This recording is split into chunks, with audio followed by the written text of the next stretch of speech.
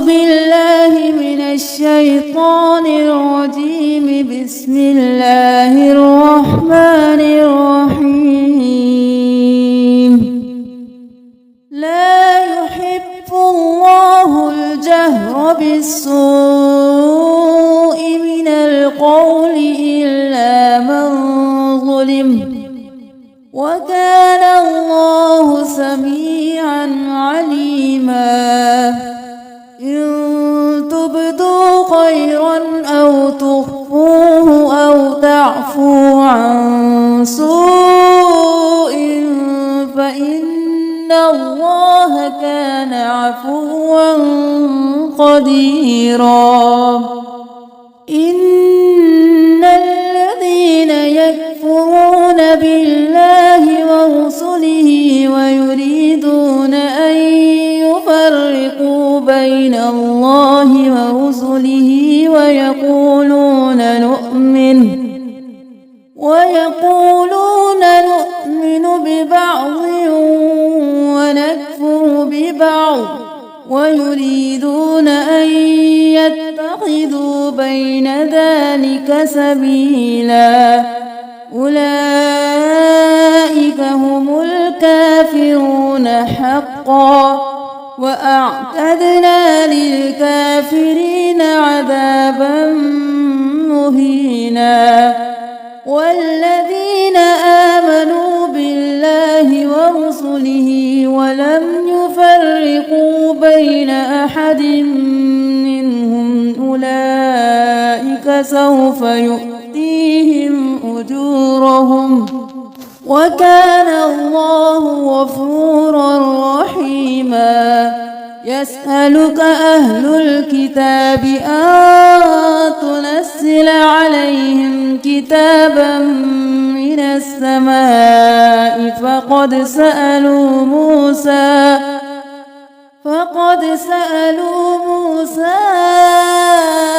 أكبر من ذلك فقالوا أرنا الله جهرة فأخذتهم الصاعقة بظلمهم ثم اتخذوا العجل من بعد ما جاءتهم البينات فعفونا عن ذلك وآتينا موسى سلطانا مبينا. ورفعنا فوقهم الطور بميثاقهم وقلنا لهم ادخلوا الباب سجدا وقلنا لهم لا تعدوا في السبت وأخذنا منهم ميثاقا غليظا. فبما نقضهم ميثاقهم وكفرهم بآيات الله وقتلهم الأنبياء بغير حق وقولهم قلوبنا غلف بل طبع الله عليها بكفرهم فلا يؤمنون إلا قليلا. وبكفرهم وقولهم على مريم بهتانا عظيما وقولهم إنا قتلنا المسيح عيسى ابن مريم رسول الله وما قتلوه وما صلبوه ولكن شبه لهم وإن الذين اختلفوا فيه لفي شك منه ما لهم به من علم إلا اتباع الظن وما قتلوه يقينا بل رفعه الله إليه وكان الله عزيزا حكيما. وإن من أهل الكتاب إلا ليؤمنن به قبل موته ويوم القيامة يكون عليهم شهيدا. فبظلم من الذين هادوا حرمنا عليهم طيبات أحلت لهم وبصدهم عن سبيل الله كثيرا وأخذهم الربا فقد نهوا عنه وأكلهم أموال الناس بالباطل وأعتدنا للكافرين منهم عذابا أليما. لكن الراسخون في العلم منهم والمؤمنون يؤمنون بما أنزل إليك وما أنزل من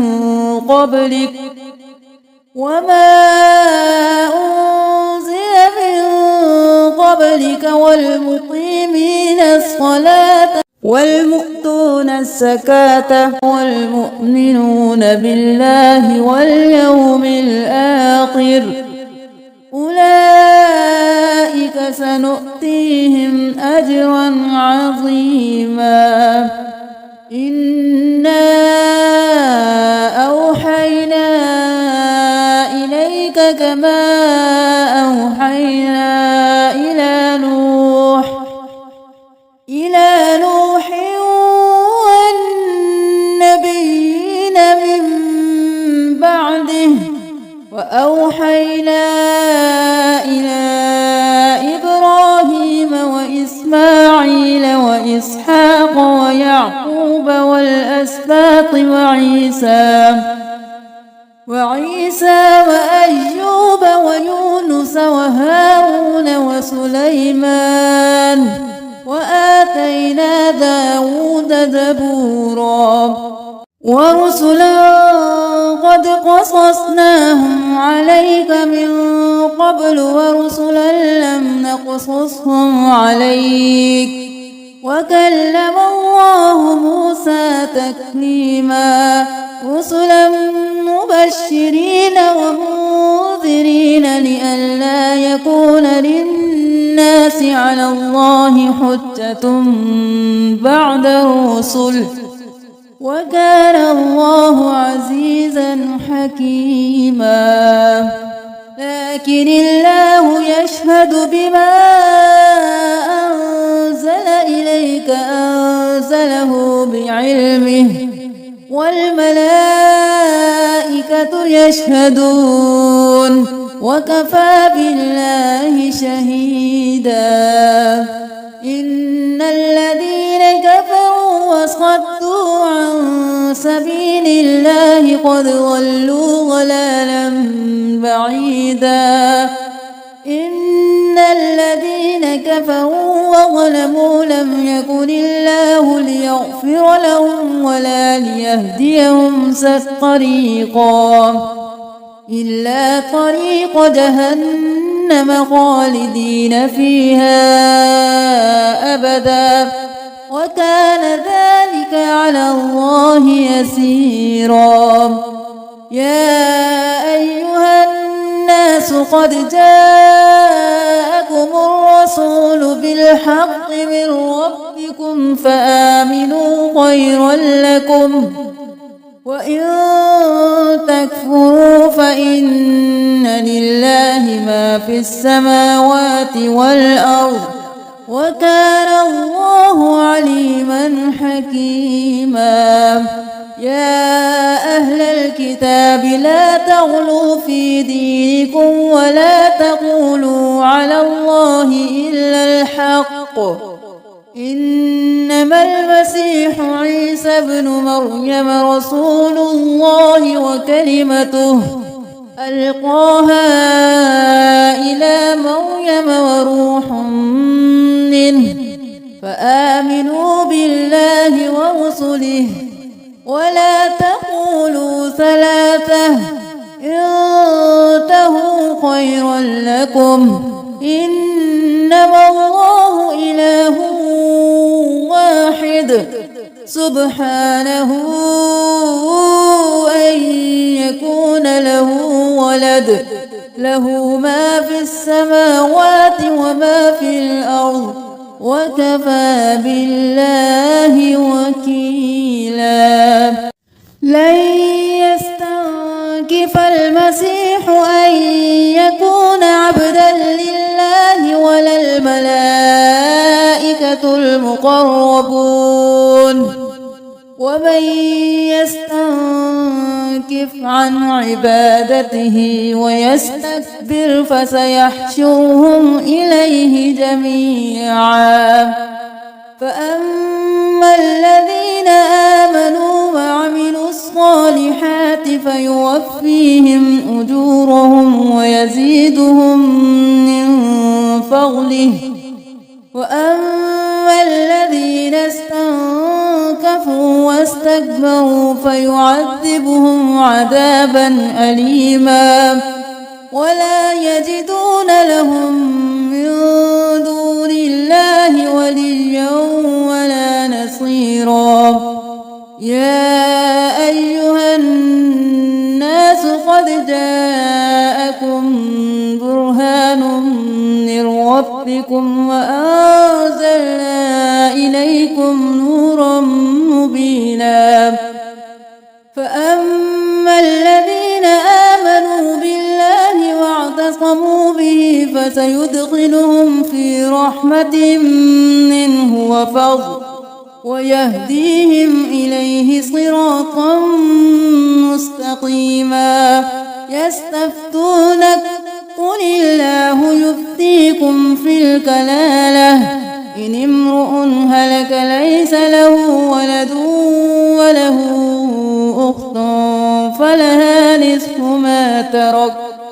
وهو يرثها إن لم يكن لها ولد فإن كانت اثنتين فلهما الثلثان مما ترك وإن كانوا إخوة رجالا ونساء فللذكر مثل حظ الأنثيين يبين الله لكم أن تضلوا والله بكل شيء عليم بسم الله الرحمن الرحيم يا أيها الذين آمنوا أوفوا بالعقود أحلت لكم بهيمة الأنعام إلا ما يتلى عليكم غير محل الصيد وأنتم حرم إن الله يحكم ما يريد يا أيها الذين آمنوا لا تحلوا شعائر الله ولا الشهر الحرام ولا الهدي ولا القلائد ولا آمين البيت الحرام يبتغون فضلا من ربهم ورضوانا وإذا حللتم فاصطادوا ولا يجرمنكم شنآن قوم أن صدوكم عن المسجد الحرام أن تعتدوا وتعاونوا على البر والتقوى ولا تعاونوا على الإثم والعدوان واتقوا الله إن الله شديد العقاب حرمت عليكم الميتة والدم ولحم الخنزير وما أهل لغير الله به والمنخنقة والموقوذة والمتردية والنتيحة وما أكل السبع إلا ما زكيتم وما ذبح على النصب وأن تستقسموا بالأزلام ذلكم فسق. اليوم يئس الذين كفروا من دينكم فلا تخشوهم واخشون. اليوم أكملت لكم دينكم وأتممت عليكم نعمتي ورضيت لكم الإسلام دينا. فمن اضطر في مخمصة غير متجانف لإثم فإن الله غفور رحيم. يسألونك ماذا أحل لهم قل أحل لكم الطيبات وما علمتم من الجوارح مكلبين تعلمونهن مما علمكم الله فكلوا مما أمسكن عليكم واذكروا اسم الله عليه واتقوا الله إن الله سريع الحساب. اليوم أحل لكم الطيبات وطعام الذين أوتوا الكتاب حل لكم وطعامكم حل لهم. والمحصنات من المؤمنات والمحصنات من الذين أوتوا الكتاب من قبلكم إذا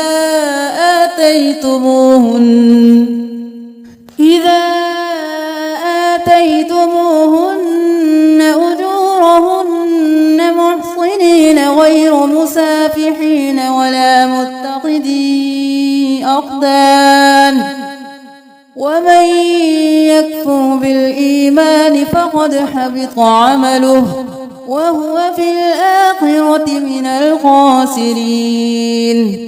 يا أيها الذين آمنوا إذا قمتم إلى الصلاة فاغسلوا وجوهكم وأيديكم إلى المرافق وامسحوا برؤوسكم وأرجلكم إلى الكعبين وإن كنتم جنبا فاطهروا وإن كنتم مرضى أو على سفر أو جاء أحد منكم من الغائط أو لامستم النساء فلم تجدوا ماء فتيمموا صعيدا طيبا فامسحوا بوجوهكم وأيديكم منه ما يريد الله ليجعل عليكم من حرج ولكن يريد ليطهركم وليتم نعمته عليكم لعلكم تشكرون.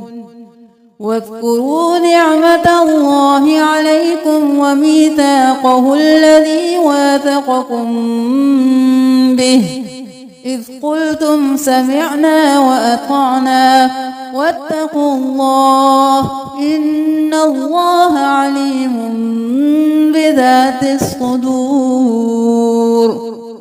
يا أيها الذين آمنوا كونوا قوامين لله شهداء بالقسط ولا يجرمنكم شنآن قوم على ألا تعدلوا اعدلوا هو أقرب للتقوى واتقوا الله إن الله خبير بما تعملون.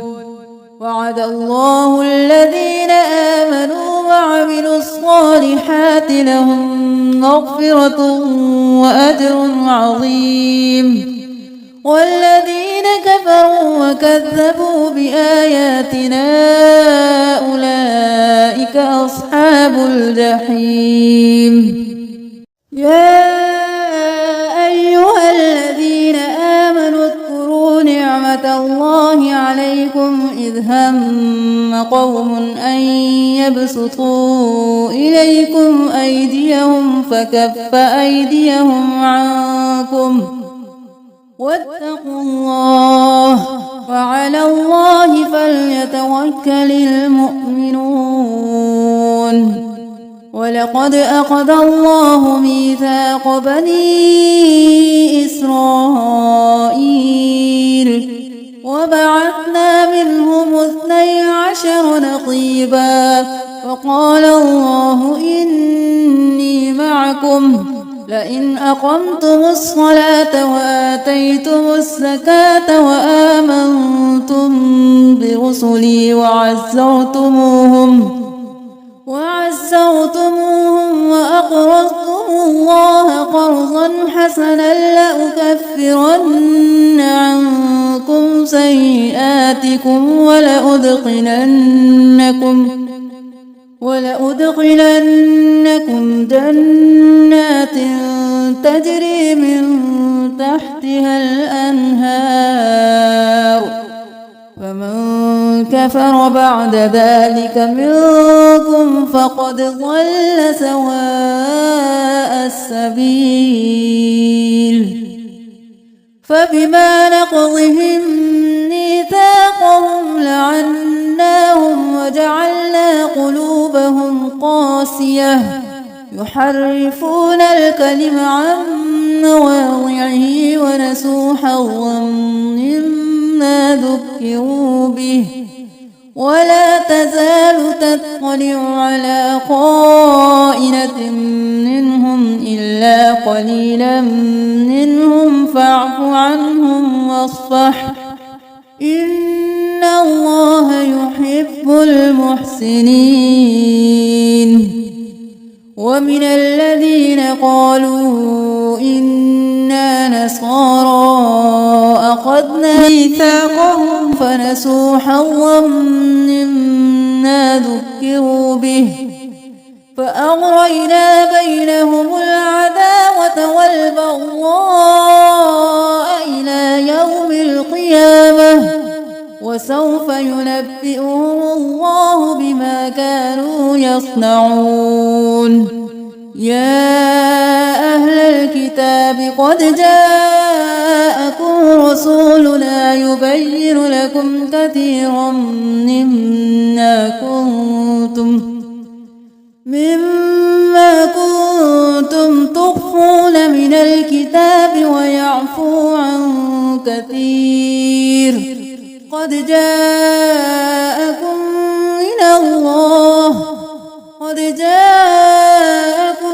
من الله نور وكتاب مبين يهدي به الله من اتبع رضوانه سبل السلام ويخرجهم من الظلمات إلى النور بإذنه ويهديهم إلى صراط مستقيم.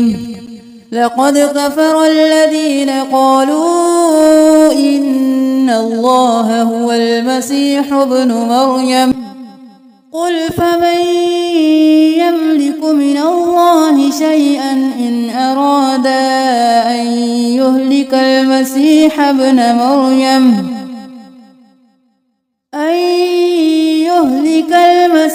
ابن مريم وأمه ومن في الأرض جميعا ولله ملك السماوات والأرض وما بينهما يخلق ما يشاء والله على كل شيء قدير. وقالت اليهود والنصارى نحن أبناء الله وأحباؤه قل فلم يعذبكم بذنوبكم بل أنتم بشر ممن خلق يغفر لمن يشاء ويعذب من يشاء ولله ملك السماوات والأرض وما بينهما وإليه المصير. يا أهل الكتاب قد جاءكم رسولنا يبين لكم على فترة من الرسل أن تقولوا ما جاءنا من بشير ولا نذير، فقد جاءكم بشير ونذير، والله على كل شيء قدير. وإذ قال موسى لقومه يا قوم اذكروا نعمة الله عليكم إذ جعل فيكم أنبياء وجعلكم ملوكا وآتاكم ما لم يؤت أحدا من العالمين. يا قوم ادخلوا الأرض المقدسة التي كتب الله لكم ولا ترتدوا على أدباركم فتنقلبوا خاسرين. قالوا يا موسى إن فيها قوما جبارين وإنا لن ندخلها حتى يخرجوا منها، فإن يخرجوا منها فإنا داخلون. قال رجلان من الذين يخافون أنعم الله عليهم ادخلوا عليهم الباب فإذا دخلتموه فإنكم غالبون وعلى الله فتوكلوا إن كنتم مؤمنين. قالوا يا موسى إنا لن ندخلها أبدا ما داموا فيها فاذهب أنت وربك فقاتلا إنا هاهنا قاعدون. قال رب إني لا أملك إلا نفسي وأخي فافرق بيننا وبين القوم الفاسقين. قال فإنها محرمة عليهم 40 سنة يتيهون في الأرض فلا تأس على القوم الفاسقين. واتل عليهم نبأ ابني آدم بالحق إذ قربا قربانا فتقبل من أحدهما ولم يتقبل من الآخر قال لأقتلنك. قال إنما يتقبل الله من المتقين. لئن بسطت إلي يدك لتقتلني ما أنا بباسط يدي إليك لأقتلك إني أخاف الله رب العالمين. إني أريد أن تبوء بإثمي وإثمك فتكون من أصحاب النار وذلك جزاء الظالمين. فطوعت له نفسه قتل أخيه فقتله فأصبح من الخاسرين. فبعث الله غرابا يبحث في الأرض ليريه كيف يواري سوءة أخيه. قال يا ويلتى أعجزت أن أكون مثل هذا الغراب فأواري سوءة أخيه فأصبح من النادمين. من أجل ذلك كتبنا على بني إسرائيل أنه من قتل نفسا بغير نفس أو فساد في الأرض فكأنما قتل الناس جميعا ومن أحياها فكأنما أحيا الناس جميعا ولقد جاءتهم رسلنا بالبينات ثم إن كثيرا منهم بعد ذلك في الأرض لمسرفون إنما جزاء الذين يحاربون الله ورسوله ويسعون في الأرض فسادا أن يقتلوا أو يصلبوا أو تقطع أيديهم وأرجلهم من خلاف أو ينفوا من الأرض ذلك لهم خزي في الدنيا ولهم في الآخرة عذاب عظيم إلا الذين تابوا من قبل أن تقدروا عليه فاعلموا أن الله غفور رحيم يا أيها الذين آمنوا اتقوا الله وابتغوا إليه الوسيلة وجاهدوا في سبيله لعلكم تفلحون إن الذين كفروا لو أن لهم ما في الأرض جميعا ومثله معه ليفتدوا به من عذاب يوم القيامة ما تقبل منهم ولهم عذاب أليم يريدون أن يخرجوا من النار وما هم بخارجين منها ولهم عذاب مقيم والسارق والسارقة فاقطعوا أيديهما جزاء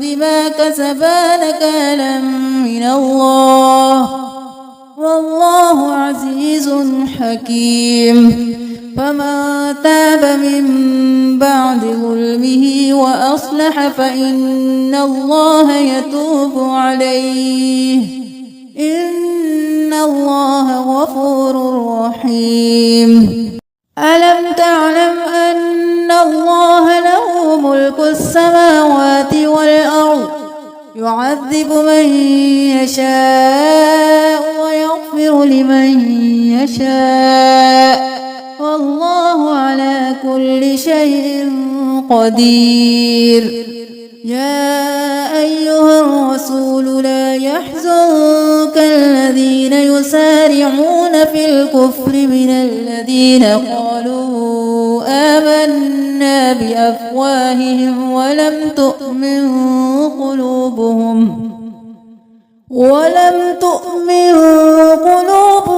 ومن الذين هادوا سماعون للكذب سماعون لقوم آخرين لم يأتوك يحرفون الكلم من بعد مواضعه يقولون إن أوتيتم هذا فخذوه وإن لم تؤتوه فاحذروا ومن يرد الله فتنته فلن تملك له من الله شيئا أولئك الذين لم يرد الله أن يطهر قلوبهم لهم في الدنيا خزي ولهم في الآخرة عذاب عظيم سماعون للكذب أكالون للسحت فإن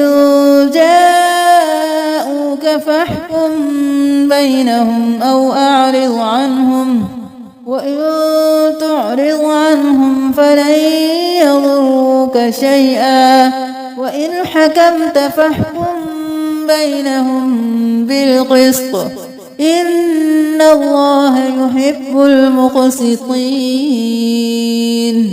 وكيف يحكمونك وعندهم التوراة فيها حكم الله ثم يتولون من بعد ذلك وما أولئك بالمؤمنين.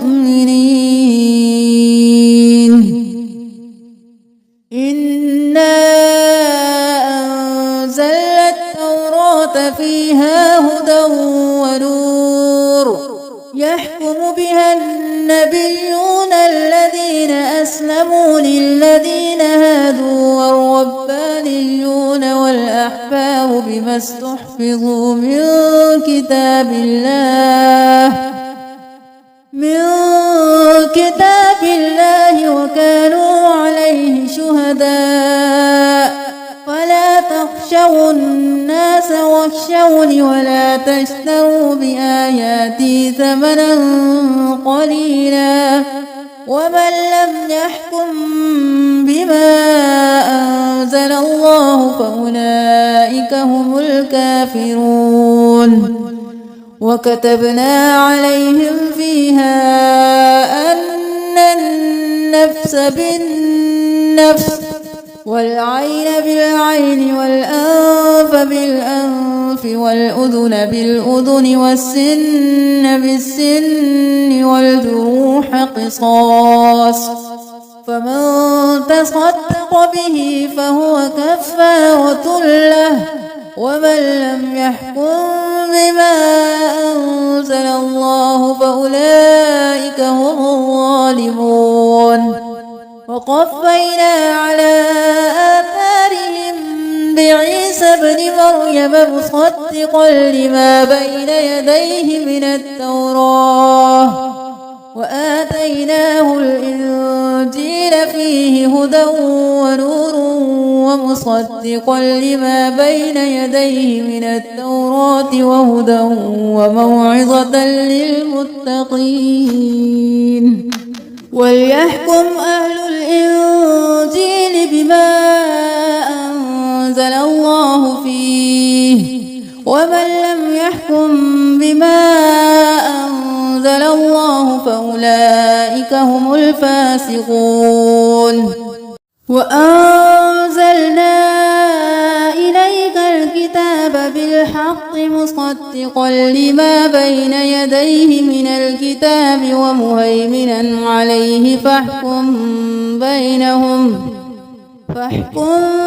بينهم بما أنزل الله ولا تتبع أهواءهم عما جاءك من الحق لكل جعلنا منكم شرعة ومنهاجا ولو شاء الله لجعلكم أمة واحدة ولكن ليبلوكم فيما آتاكم فاستبقوا الخيرات إلى الله مرجعكم جميعا فينبئكم بما كنتم فيه تختلفون. وأن احكم بينهم بما أنزل الله ولا تتبع أهواءهم واحذرهم أن يفتنوك عن بعض ما أنزل الله إليك فإن تولوا فاعلم أنما يريد الله أن يصيبهم ببعض ذنوبهم وإن كثيرا من الناس لفاسقون. أفحكم الجاهلية يبغون ومن أحسن من الله حكما لقوم يوقنون. يا أيها الذين آمنوا لا تتخذوا اليهود والنصارى أولياء بعضهم أولياء بعض ومن يتولهم منكم فإنه منهم إن الله لا يهدي القوم الظالمين. فترى الذين في قلوبهم مرض يسارعون فيهم يقولون نخشى أن تصيبنا دائرة فعسى الله أن يأتي بالفتح أو أمر من عنده فيصبحوا على ما أسروا في أنفسهم نادمين. ويقول الذين آمنوا أهؤلاء الذين أقسموا بالله جهد أيمانهم إنهم لمعكم حبطت أعمالهم فأصبحوا خاسرين. يا أيها الذين آمنوا من يرتد منكم عن دينه فسوف يأتي الله بقوم يحبهم ويحبونه أذلة على المؤمنين أعزة على الكافرين يجاهدون في سبيل الله ولا يخافون لومة لائم ذلك فضل الله يؤتيه من يشاء والله واسع عليم. إنما وليكم الله ورسوله والذين آمنوا الذين يقيمون الصلاة ويؤتون الزكاة وهم راكعون. ومن يتول الله ورسوله والذين آمنوا فإن حزب الله هم الغالبون. يا أيها الذين آمنوا لا تتخذوا الذين اتخذوا دينكم هزوا ولعبا من الذين أوتوا الكتاب من قبلكم والكفار أولياء واتقوا الله إن كنتم مؤمنين. وإذا ناديتم إلى الصلاة اتخذوها هزوا ولعبا ذلك بأنهم قوم لا يعقلون. قل يا أهل الكتاب هل تنقمون منا إلا أن آمنا بالله وما أنزل إلينا وما أنزل من قبل وأن أكثركم فاسقون. قل هل أنبئكم بشر من ذلك مثوبة عند الله من لعنه الله وغضب عليه وجعل منهم القردة والخنازير وعبد الطاغوت أولئك شر مكانا وأضل عن سواء السبيل. وإذا جاءوكم قالوا آمنا وقد دخلوا بالكفر وهم قد خرجوا به والله أعلم بما كانوا يكتمون. وترى كثيرا منهم يسارعون في الإثم والعدوان وأكلهم السحت لبئس ما كانوا يعملون. لولا ينهاهم الربانيون والأحبار عن قولهم الإثم وأكلهم السحت لبئس ما كانوا يصنعون. وقالت اليهود يد الله مغلولة غلت أيديهم ولعنوا بما قالوا بل يداه مبسوطتان ينفق كيف يشاء وليزيدن كثيرا منهم ما أنزل إليك من ربك طغيانا وكفرا وألقينا بينهم العداوة والبغضاء إلى إلى يوم القيامة كلما أوقدوا نارا للحرب أطفأها الله ويسعون في الأرض فسادا والله لا يحب المفسدين. ولو أن أهل الكتاب آمنوا واتقوا لكفرنا عنهم سيئاتهم ولأدخلناهم جنات النعيم. ولو أنهم أقاموا التوراة والإنجيل وما أنزل إليهم من ربهم لأكلوا من فوقهم ومن تحت أرجلهم منهم أمة مقتصدة وكثير منهم ساء ما يعملون.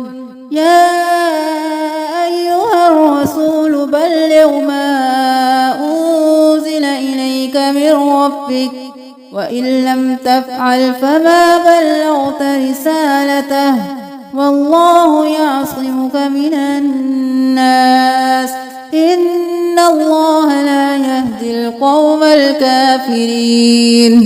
قل يا أهل الكتاب لستم على شيء حتى تقيموا التوراة والإنجيل وما أنزل إليكم من ربكم وليزيدن كثيرا منهم ما أنزل إليك من ربك طغيانا وكفرا فلا تأس على القوم الكافرين.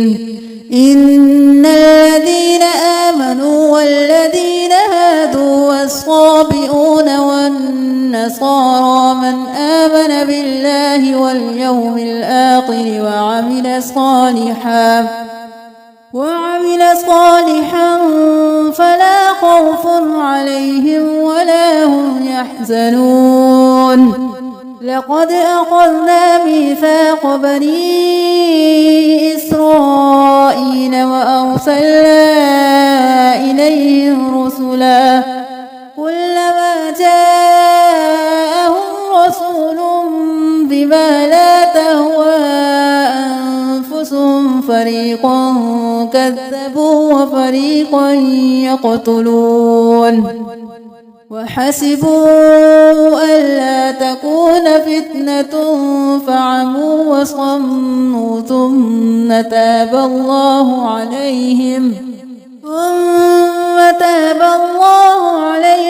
ثم عموا وصموا كثير منهم والله بصير بما يعملون.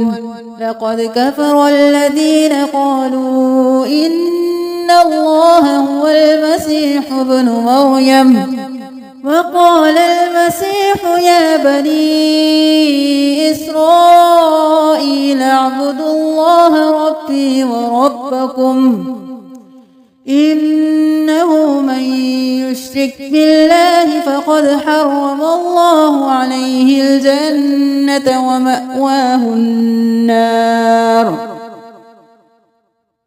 وما للظالمين من أنصار. لقد كفر الذين قالوا إن الله ثالث ثلاثة وما من إله إلا إله واحد وإن لم ينتهوا عما يقولون ليمسن الذين كفروا منهم عذاب أليم. أفلا يتوبون إلى الله ويستغفرونه والله غفور رحيم.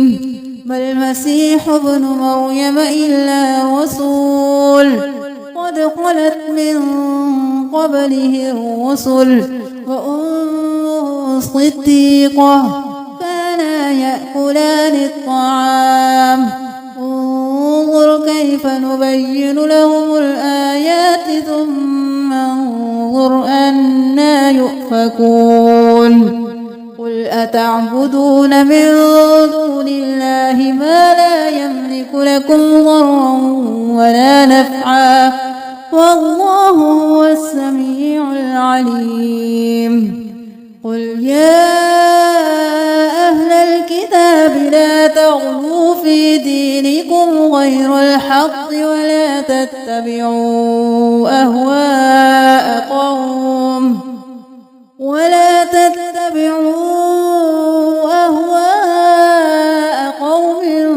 قد ضلوا من قبل وأضلوا كثيرا وضلوا عن سواء السبيل. لعن الذين كفروا من بني إسرائيل على لسان داود وعيسى بن مريم ذلك بما عصوا وكانوا يعتدون. كانوا لا يتناهون عن منكر فعلوه لبئس ما كانوا يفعلون.